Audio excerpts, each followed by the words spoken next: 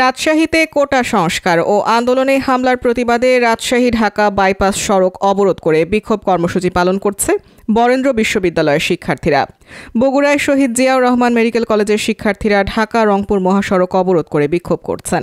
এছাড়া খুলনার দৌলতপুর নতুন রাস্তার মোড় এবং শিববাড়ি মোড়ে সড়ক অবরোধ করেছেন আন্দোলনকারী শিক্ষার্থীরা।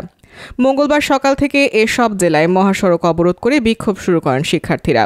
মঙ্গলবার সকাল 10:30 থেকে নগরীর কমলাপুর এলাকায় বরেন্দ্র বিশ্ববিদ্যালয়ের প্রধান ফটকের সামনে রাজশাহী ঢাকা বাইপাস সড়ক অবরোধ করে বিক্ষোভ কর্মসূচি শুরু করেন শিক্ষার্থীরা ঢাকা বিশ্ববিদ্যালয় সহ সারা দেশে শিক্ষার্থীদের ওপর ছাত্রলীগ ও পুলিশি হামলার প্রতিবাদ জানিয়ে বিভিন্ন স্লোগান দিতে থাকেন।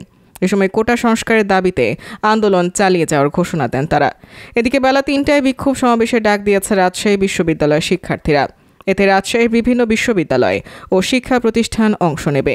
অন্যদিকে দুপুর 1:30টায় অবস্থান কর্মসূচির ডাক দিয়েছে ছাত্রলীগ। বগুড়া প্রতিনিধি জানিয়েছেন, বগুড়ায় শহীদ জিয়াউর রহমান মেডিকেল কলেজের শিক্ষার্থীরা ঢাকা রংপুর মহাসড়ক অবরোধ করে বিক্ষোভ করছেন। মঙ্গলবার 16 জুলাই সকাল 10:30টার দিকে মেডিকেল কলেজ ক্যাম্পাসের বিভিন্ন সড়ক প্রদক্ষিণ করে তারা মহাসড়ক অবরোধ করেন। এতে ঢাকা রংপুর মহাসড়কের উভয় পাশে যান চলাচল বন্ধ রয়েছে। সড়কে পর্যাপ্ত পুলিশ মোতায়েন করা হয়েছে।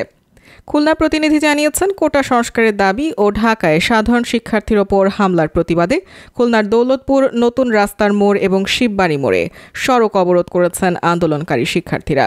এতে খুলনা ফুলতলা ও খুলনা যশোর সহ বিভিন্ন সড়কে যান চলাচল বন্ধ হয়ে যায়।